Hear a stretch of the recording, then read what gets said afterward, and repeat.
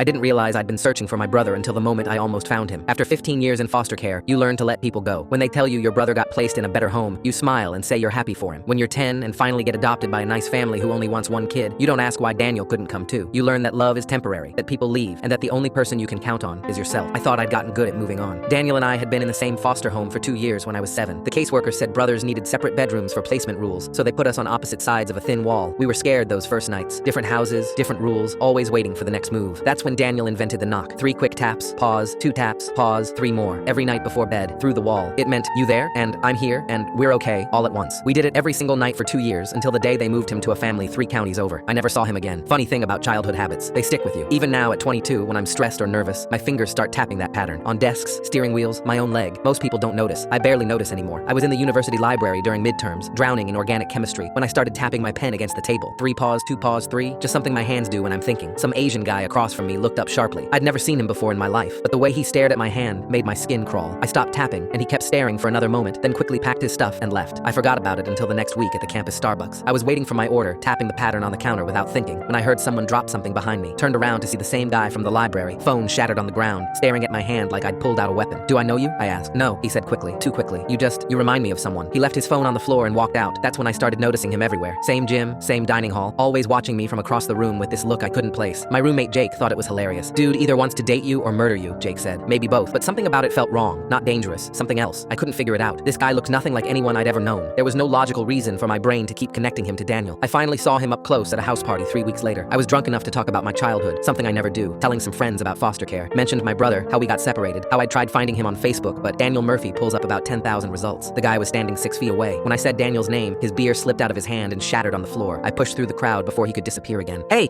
He was already heading for the door. I caught up to him on the front porch. Who are you? I grabbed his arm. Why do you keep following me? I'm not, he said. I'm not following you. Bullshit. The library, Starbucks, the gym, and now you drop your beer the second I say my brother's name? He pulled his arm away and leaned against the porch railing, staring out at the street. His hand was tapping against the wood. Nervous habit, I figured. Then I heard the pattern. 3 taps, pause, 2 taps, pause, 3 taps. My heart stopped. Where did you learn that? He turned to look at me, and I watched the color drain from his face. Learn what? That pattern, the tapping. Where did you learn it? I can't do this. He turned to leave. My brother invented that knock, I said. He stopped moving, just stood there, back to me, gripping the porch railing. You're Mikey, he said quietly. Not a question. The world tilted. Nobody had called me that in 15 years. Daniel was the only person who ever used that name. How do you know that name? Danny Murphy, he said. Red hair, freckles, talked about his little brother Mikey every single day. I grabbed the railing to steady myself. I need to see him. Do you know where he is? He looked at me for a long moment, opened his mouth, closed it. He didn't. He was living in his car after he aged out and he couldn't look at me. I'm really sorry. I sat down hard on the porch steps. He never stopped talking about you, he said. Never. You were the one good thing he held on to. I didn't realize I was crying until he gave me his hoodie to wipe my face. I'm James, he said. We sat on that porch for 3 hours while James told me stories about a brother I never got to watch grow up. James is the best man at my wedding next year.